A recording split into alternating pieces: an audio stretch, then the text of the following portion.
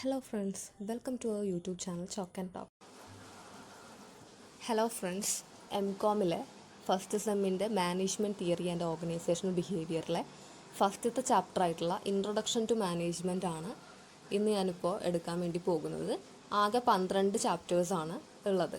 അപ്പോൾ എല്ലാ ചാപ്റ്റേഴ്സിൻ്റെയും ഒരു കണ്ടൻറ്റുകളാണ് ഇപ്പോൾ ഈ ഒരു പേജിൽ പറയുന്നത്. 12 ചാപ്റ്റേഴ്സാണ് ഉള്ളത്. അതിൽ ഒന്നാമത്തെ ചാപ്റ്ററാണ് ഞാൻ എടുക്കാൻ പോകുന്നത്.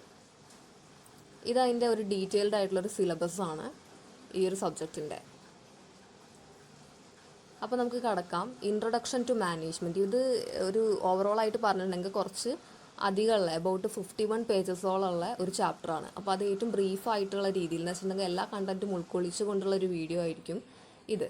അപ്പോൾ ഇൻട്രൊഡക്ഷൻ ടു മാനേജ്മെൻറ്റ് പറയുമ്പോൾ നമ്മൾ +2ലും +1ലും +2ലൊക്കെ എന്താ പറയുക, കൊമേഴ്സ് എടുത്തവരാണെങ്കിൽ മാനേജ്മെൻറ്റ് അന്ന് മുതൽ പഠിച്ചിട്ട് വരുന്നതാണ്. ഫസ്റ്റ് തന്നെ നമ്മൾ ബിസിനസ് മാനേജ്മെൻറ്റിലായിക്കോട്ടെ അതിൽ പഠിച്ചത് നമ്മൾ എന്താണ് മാനേജ്മെൻറ്റ് കൺസെപ്റ്റ് എന്താണ്, അതിൻ്റെ ഫീച്ചേഴ്സ് എന്താണെന്നൊക്കെയാണ്.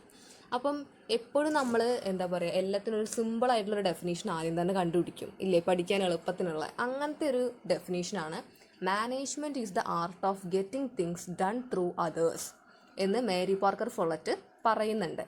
ഇതേ ഒരു പേജിൻ്റെ മുകളിൽ ഞാൻ എഴുതിയിട്ടുണ്ട്. അപ്പോൾ അതിൽ ആർട്ട് എന്നുള്ളൊരിത് വിട്ടുപോയിട്ടുണ്ട്. Management is the art of getting things done through others. മറ്റുള്ളവരിൽ കൂടി കാര്യങ്ങൾ നേടിയെടുക്കുന്ന ഒരു കലയാണ് മാനേജ്മെൻറ്റ് എന്നാണ് പറയണത്.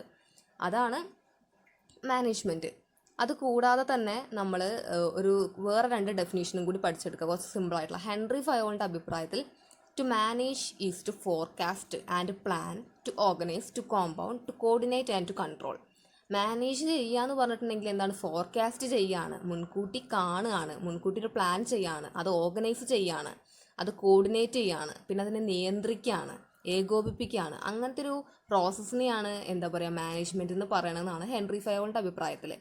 പിന്നെ ഹെറോൾഡ് കൂൺസിൻ്റെ അഭിപ്രായത്തിൽ management is the art of getting things done through and within formally organised group. ഒരു ഫോർമലി ആയിട്ട് ഓർഗനൈസ് ചെയ്തിട്ടുള്ള ഗ്രൂപ്പിനുള്ളിൽ കാര്യങ്ങൾ നേടിയെടുക്കാൻ വേണ്ടിയിട്ടുള്ള ഒരു കലയെയാണ് മാനേജ്മെൻറ്റ് എന്നാണ് ഹെറോൾഡ് കൂൺസ് പറയുന്നത്. പിന്നെ മാനേജ്മെൻറ്റിൻ്റെ ക്യാരക്ടറിസ്റ്റിക്സ് നോക്കാം.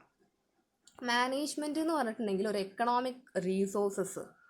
Management is the one of the factors of production together with land, labour, capital. ഈ ഒരു എന്താ പറയുക, നമ്മൾ ഫാക്ടേഴ്സ് ഓഫ് പ്രൊഡക്ഷൻ എന്നാണ് ഈ ലാൻഡ്, ലേബർ, ക്യാപിറ്റൽ, ഓർഗനൈസേഷനൊക്കെ പറയുന്നത്. ഓർഗനൈസേഷനിൽ നിന്ന് പ്രോഫിറ്റ് കിട്ടുകയും ക്യാപിറ്റലിൽ നിന്ന് ഇൻട്രസ്റ്റ് കിട്ടുകയും ലേബറിൽ നിന്ന് കൂലി കിട്ടുകയും ലാൻഡിൽ നിന്ന് എന്ത് കിട്ടുകയും ചെയ്യും, പാട്ടം അല്ലേ, റെൻറ്റ് കിട്ടുകയും ചെയ്യും. അപ്പോൾ അതാണ് ഫാക്ടേഴ്സ് ഓഫ് പ്രൊഡക്ഷൻ എന്ന് പറഞ്ഞാൽ. അതേപോലെയുള്ള ഒരു ഫാക്ടേഴ്സ് ഓഫ് പ്രൊഡക്ഷൻ ആണ് മാനേജ്മെൻറ്റ് എന്നാണ് പറയണത്. അതുകൊണ്ട് അതൊരു എക്കണോമിക് റീസോഴ്സസ് ആണ്. ഗോൾ ഓറിയൻറ്റഡ് ആണ്. ഓരോ മാനേജ്മെൻറ്റിനും ഒരു ഗോൾ ഉണ്ടായിരിക്കും അല്ലേ. ഇപ്പോൾ ഒരു എഡ്യൂക്കേഷണൽ ഇൻസ്റ്റിറ്റ്യൂഷൻ ആണെങ്കിൽ അവരുടെ മെയിൻ ഗോൾ എന്തായിരിക്കും, എഡ്യൂക്കേഷൻ പ്രൊവൈഡ് ചെയ്യുക എന്നുള്ളതായിരിക്കും. അതേമാതിരി ഹോസ്പിറ്റലാണെങ്കിൽ എന്ത് ചെയ്യും, അവിടുത്തെ രോഗികൾക്ക് ചികിത്സ നേടിക്കൊടുക്കുക എന്നുള്ളതായിരിക്കും. അങ്ങനെ ഓരോന്നിനും ഓരോ മാനേജ്മെൻറ്റിനും ഓരോ ഗോൾ ഉണ്ടായിരിക്കും. ഡിസ്റ്റിങ്ക്റ്റ് പ്രോസസ്സ് എന്ന് പറഞ്ഞിട്ടുണ്ടെങ്കിൽ എന്താണ്, which is consisting of such function and planning, organising, staffing, directing and controlling.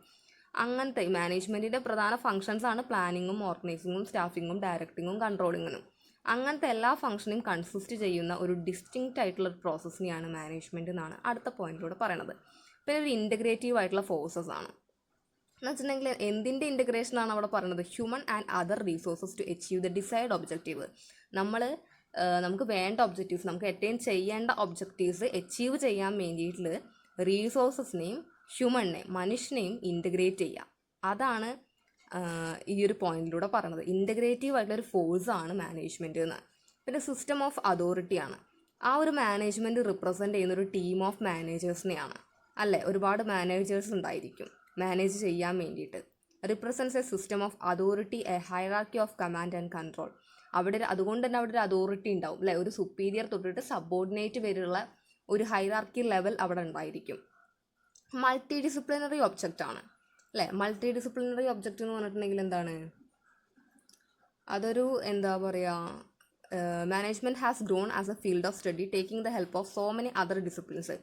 എൻജിനീയറിങ്ങിൽ നിന്ന് അതേമാതിരി ആന്ത്രപ്പോളജി, സോഷ്യോളജി, സൈക്കോളജി അങ്ങനത്തെ ഉള്ള എല്ലാ മേഖലയിൽ നിന്നും എന്താണ് സഹായം തേടുന്നുണ്ട് മാനേജ്മെൻറ്റ്. അതാണ് മൾട്ടി ഡിസിപ്ലിനറി സബ്ജക്റ്റ് എന്ന് പറഞ്ഞാൽ. പിന്നെ യൂണിവേഴ്സൽ ആപ്ലിക്കേഷൻ ആണ്, യൂണിവേഴ്സൽ ഇൻ ക്യാരക്ടറാണ്. അതൊരു മാനേജ്മെൻറ്റ് ഈസ് ഓൾ പെർവസീവ് എന്നാണ് അതിനെ പറയുക.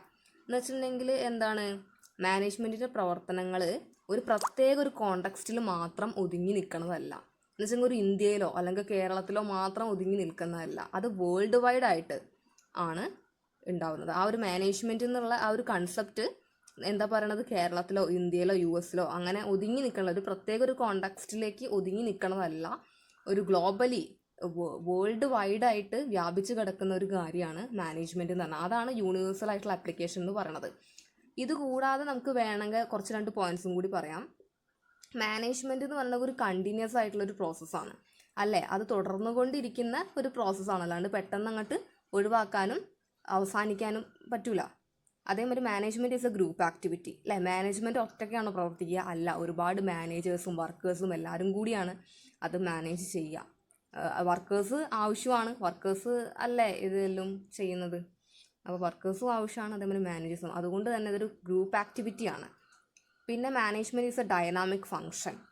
മാനേജ്മെൻറ്റിൻ്റെ ചില എന്താ പറയുക ടെക്നോളജീസും അതേമാതിരി അതൊക്കെ എന്താണ് ഡൈനാമിക് ആയിട്ടുള്ള ഒരു ക്യാരക്ടറിസ്റ്റിക്സ് ഉള്ളവയാണ്. പിന്നെ management is A intangible force അല്ലേ. ഇൻടാഞ്ചിബിൾ ഫോഴ്സ് എന്ന് പറഞ്ഞാൽ മാനേജ്മെൻറ്റ് ഇതൊക്കെയാണ്, അവിടെ ഒരു മാനേജ്മെൻറ്റ് ഉണ്ട് അല്ലെങ്കിൽ ഇവിടെ ഒരു മാനേജ്മെൻറ്റ് ഉണ്ട് നമുക്ക് പറയാൻ പറ്റുമോ?